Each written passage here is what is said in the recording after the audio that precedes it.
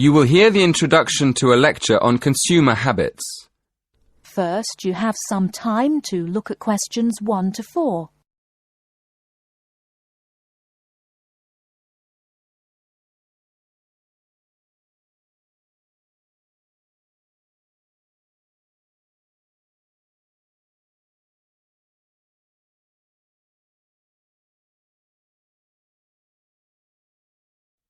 Listen carefully and answer questions 1 to 4. Good evening, everyone. This evening, I'm going to continue last week's lecture by talking more about how people spend their money. First of all, I'm going to compare how people of different age groups spend their cash. You probably know that there's a lot of difference between what young people do with their money, how families spend their money, and what more mature people do.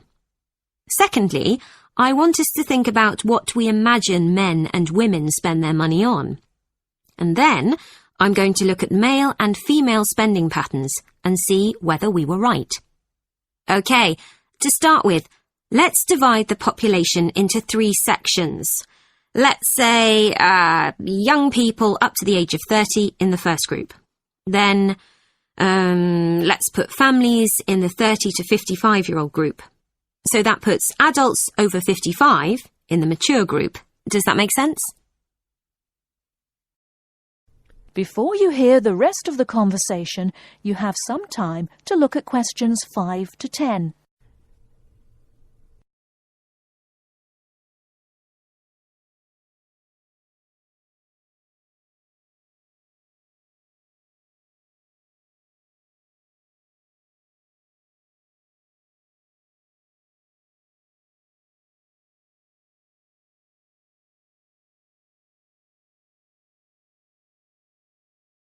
Now listen and answer questions 5 to 10.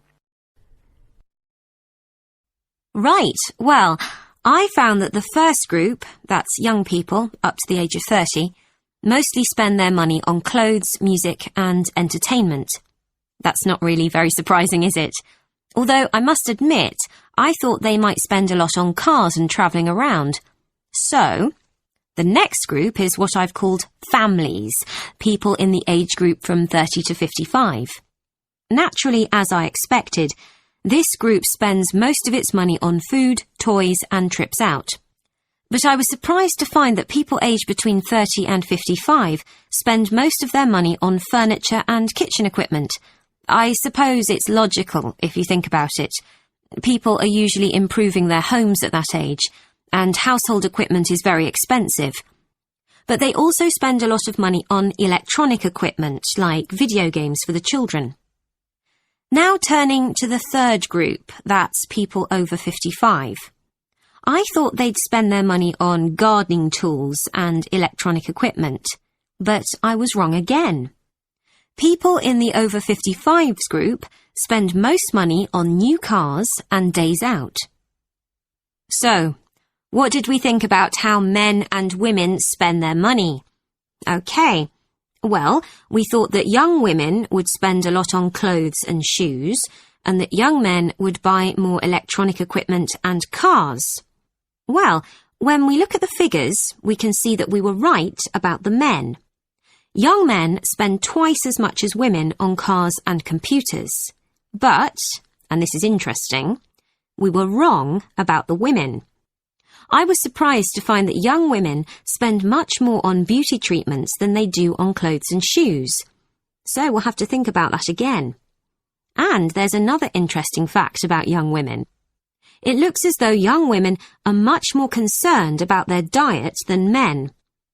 We found that although young women don't spend as much as men on eating out, they do spend a lot more on organic foods than young men.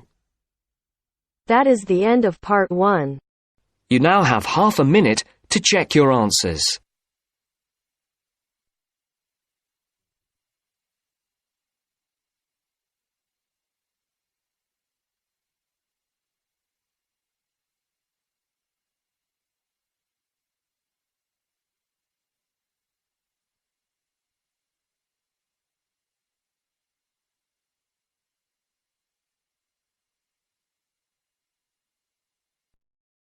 Now turns to Part 2.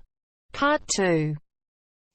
You are going to hear Dr. Joanna Robinson, the course director of a language learning centre, answering questions from reporters from the student newspaper. First, you have some time to look at questions 11 to 16.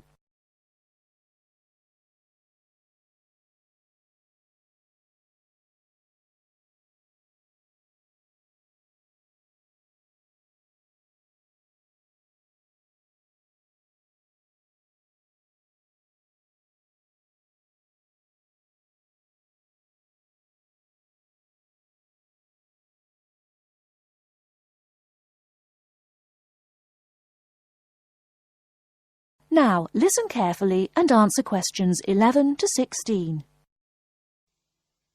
Welcome to the Language Learning Center. I'm Joanne Robinson. You must be the reporters from the Examiner. Please come in and sit down. Hello, Dr. Robinson. Yes, we're from the Examiner. I'm Cheryl Perkins and this is Don Klim. May I start with a question? Did this college really start with Brazilian students? It did. The Language Learning Center was founded in 1985 to look after a group of students from Brazil who wanted to study here. Those 20 students soon grew to 60, and as you can imagine, we had severe accommodation problems. Somebody said you were in the old amenities block, right near the engineering school. They have a good memory. Yes, we were there because the university hadn't believed we would expand so quickly. The problem wasn't solved until we moved into these new premises in Bancroft House in 1987. When did you start taking students from other countries? About 1990. We now have students from 13 different countries enrolled, and we expect a large group from Turkey next month.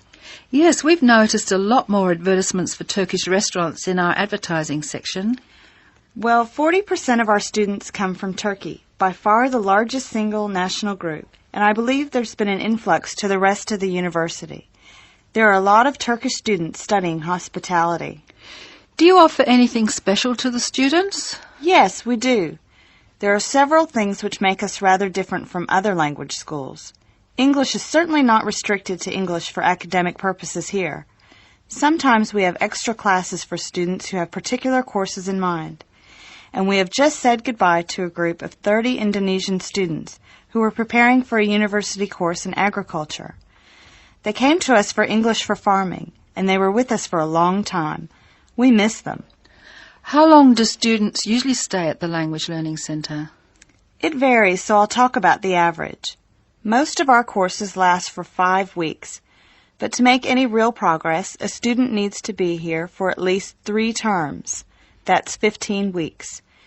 The students do better if they have a little time to settle in at the beginning of the course, and we offer an orientation course that lasts a week. Most students take it. It helps them to settle down, and it gives us plenty of time to test them and place them at the right level. How many people are in each class? We sometimes go up to 18, but our average class size is 14 students, and some classes have as few as 7 participants. It depends on the needs of the group. You were saying that you miss your students when they go. How do you attract students? I mean, how do they hear about the Language Learning Centre in the first place? We're included in the university advertising and marketing, and we have our own website. The thing which works best for us, though, is word of mouth. Students who leave us often send us their friends. In fact, a student who arrived today was carrying a photograph for me of a former student and his baby. It sounds like a nice place to be. It is. A lot of our students make lasting friendships while they're here. Before you hear the rest of the talk, you have some time to look at questions 17 to 20.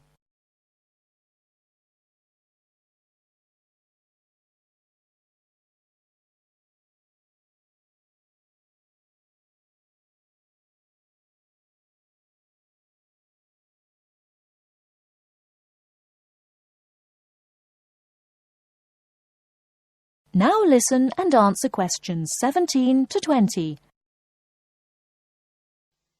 Making friends with other students sounds special enough. I'd like to emphasise that in the student newspaper. We do try to get our students to be part of the wider university. How do you do that? Do you encourage them to join the sports centre, for instance?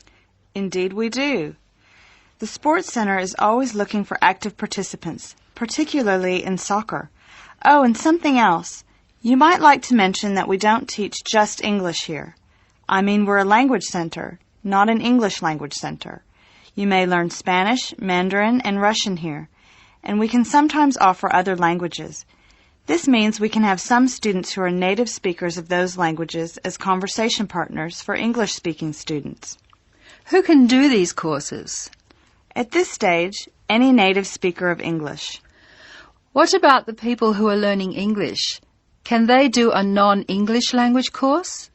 At this time, only if they've almost finished their English language course.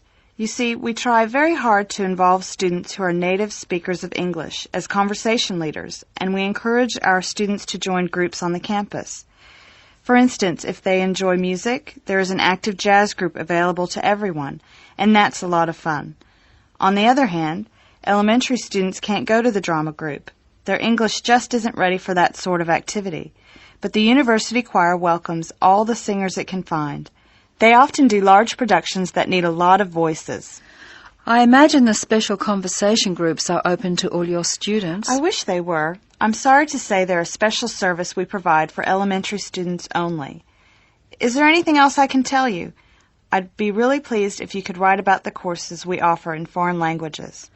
I think our readers will be very interested in that. Thank you for your time, Dr. Robinson. Yes, thank you very much. Goodbye. Thank you for giving me the opportunity to talk about the center. It's always good to let the rest of the students at the university know what goes on in our classrooms and outside them.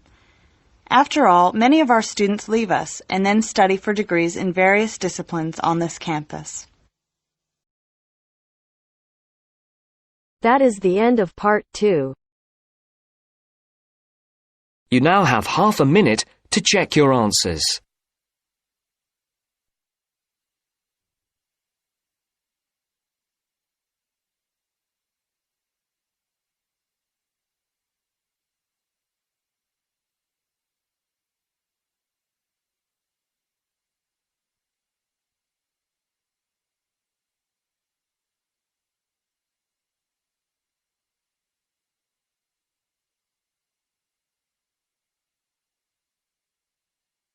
Now turns to part 3. Part 3. You'll hear a conversation between the tutor and two students about the presentation. First, you have some time to look at questions 21 to 26.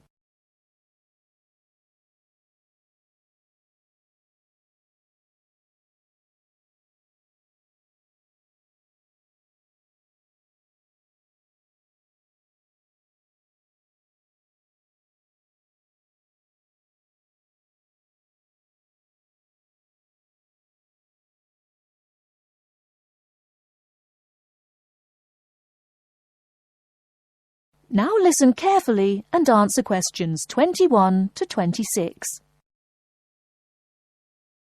Good morning, everyone. Well, I think we can start straight away by getting Rose and Mike to do their presentation. Would you like to start, Rose? Yes, well, we've done a survey on local entertainment. Basically, we try to find out how students feel about the entertainment in the town and how much they use it. Yes, so we've called our project Out and About. Yes, that's a good title, Out and About. We wanted to find out how well students use the entertainment facilities in town, whether they go to see the latest plays, films, that kind of thing. Now we have our own facilities on campus, of course. Yes, we deliberately omitted those, as we really wanted to examine outside entertainment in the town. Actually, there were a lot of areas to choose from, but in the end we limited ourselves to looking at 3 general categories: cinema, theatre, and music. Right. Okay, well, first of all, cinema. In the town there are 3 main places where you can see films. There's the new multi-screen complex cinema, the Old Park Cinema, and the Late Night Odeon. So if you look at this chart, in terms of audience size, the multi-screen complex accounts for 75% of all cinema seats. The park cinema accounts for 20% of seats, and the late-night Odeon has just 5% of seats. As you probably know, the complex and the park show all the latest films, while the late-night Odeon cinema tends to show cult films. So when we interviewed the students, we thought the complex would be the most popular choice, but surprisingly it was the late-night Odeon. Yeah, and most students said that if they wanted to see a new film, they waited for it to show at the old park, because the complex is more expensive and further out of town, so you have to pay more to get there as well. Yes, and that adds to the cost, of course, and detracts the popularity, evidently. Well, next we looked at theatres. The results here were interesting because, as you know, there's a theatre on campus which is popular, but there's also the Stage Theatre in town, which is very old and architecturally beautiful, and there's the large modern theatre, the Ashtop, has recently been built. So you just looked at the two theatres in town? Yes. What was interesting is that there are periods during the year when students seem to go to the theatre and periods when they go to the cinema, and we really think that's to do with budget. If you look at this graph, you can see that there's a peak around November and December when they go to the theatre more, and then a period in April and May when neither is particularly popular, and the theatre viewing seems to fall off virtually, while the cinema becomes quite popular in June and July. I think you're probably right about your conclusion. Before you hear the rest of the talk, you have some time to look at questions 27 to 30.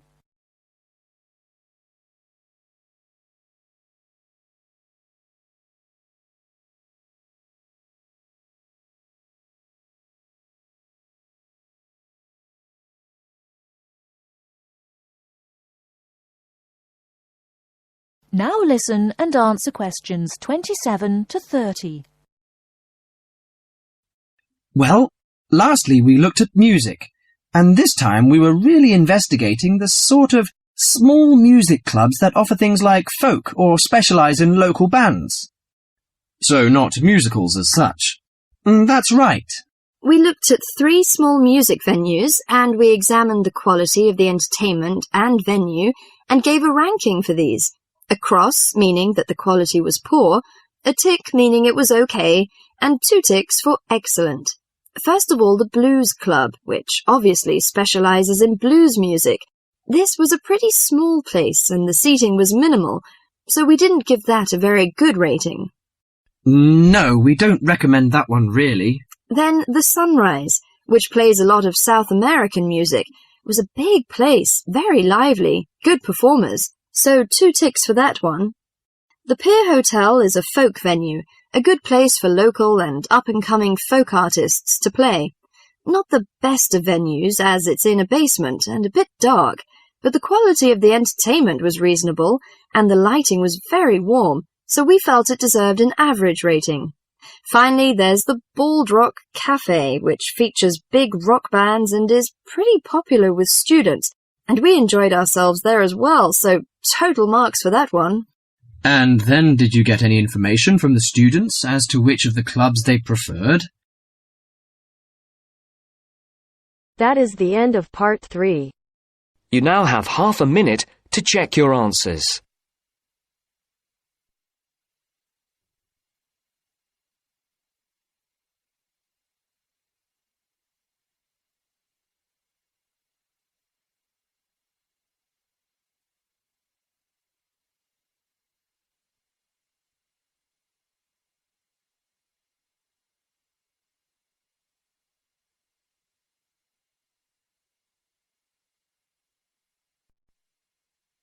Now turns to part 4. Part 4. You will hear someone talking about art. Look at questions 31 to 35.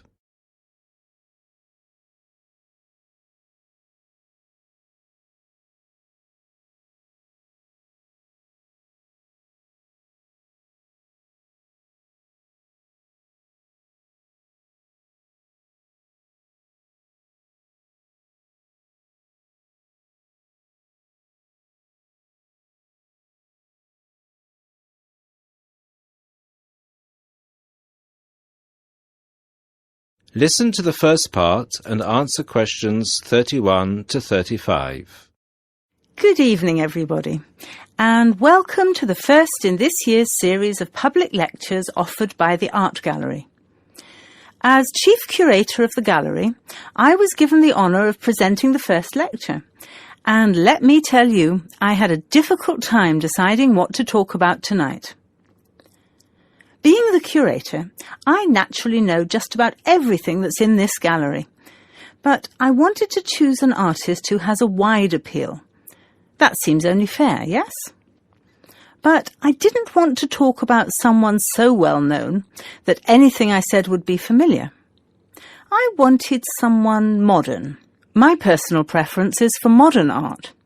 But, again, I wanted to choose someone who had the potential to appeal to all art lovers, whether they're attracted to traditional forms, impressionism, surrealism, or what have you. So, having spent the last 5 years as a visiting professor in Barcelona, it's not surprising that I finally chose to talk about one of the greatest Catalan artists, one whose work is likely to be familiar to many of you, Joan Miró. Look at this. And this. And this. Ring any bells? Miró's most famous and most widely reproduced works tend to be like this. Bright primary colours with lots of asymmetrical forms. He painted on large canvases, larger than himself quite often, and his paintings depicted birds, trees, flowers, and other features of the natural world. But Miró produced a great variety of work, and it's about some of his lesser-known paintings that I would like to speak this evening. Miró was born in Barcelona in 1893, the son of a goldsmith. He began to show talent very early, and in 1926 went to Paris, where he was drawn to the surrealists of Montparnasse. He did not define himself as a surrealist, however. He preferred to stay free to experiment with other artistic styles as he wished. Miró had an intense dislike of much of the painting and many of the painters he knew.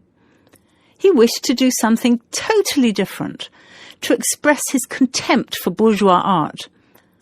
And yet, ironically, Miró's success has made his works much in demand among art collectors of the world.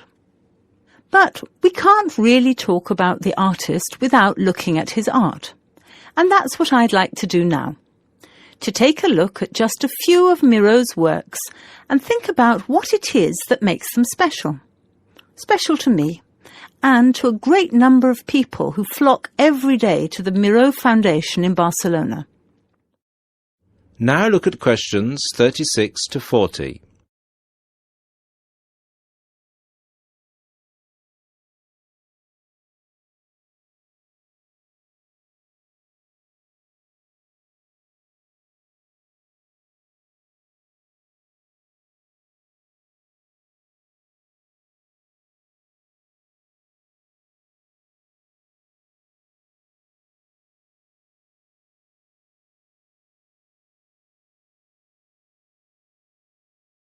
As the lecture continues, answer questions 36 to 40. Let's start with this. One of Miró's best-known and brightest works, Woman and Bird. A sculpture created in 1982. It is on display in a park in Barcelona, often known as the Joan Miró Park. A huge sculpture, towering up into the sky. It reflects Miró's eternal interest in these themes, as well as his more technical interest in materials. This sculpture is covered in mosaic, which gives it a naive and cheerful appearance. It is interesting that this sculpture was completed in 1982, just a year before Miró's death. I think it shows that, towards the end, he was feeling as playful as a young man. And I think he wanted to share this playfulness in a park on such a big, very public scale. And now, Another representation of a woman, this time just called Woman. This was painted in 1976, a late work for Miro, and is a work we often see reproduced or on sale as postcards or posters in gallery shops around the world. So why is it so popular? I think the use of colour has something to do with it. People respond to these rounded shapes filled with primary colours, especially on a large canvas like this. Also, the fact that, while it is rather surreal, it is still possible to recognise the form of a woman and to see it as a sympathetic representation. It's a bold, bright painting, and I think that it awakens a reaction in many of us.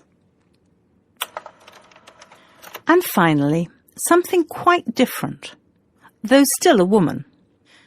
A harsh, even violent work that was completed in 1939, at a time when Miro was greatly influenced by events of the Civil War in Spain.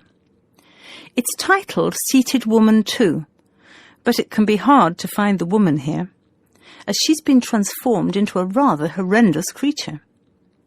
So is that how Miro viewed women? As grotesque? Not at all. This picture can also be seen as strong, with a huge base and solid shoulders to support those who depend on her. In this painting, her arms and neck seem to grow as vegetation out of her shoulders, representing woman as a fertile ground, perhaps. We also see here the fish and birds, the moon and stars, so typical of Miro's work, making her a creature of nature and of the heavens as well. And that's all we have time for this evening, I'm afraid. I hope that you've enjoyed this brief look at Miro's work, and that you will enjoy the other lectures that follow this one. Thank you, and good night. That is the end of part 4. You now have half a minute to check your answers.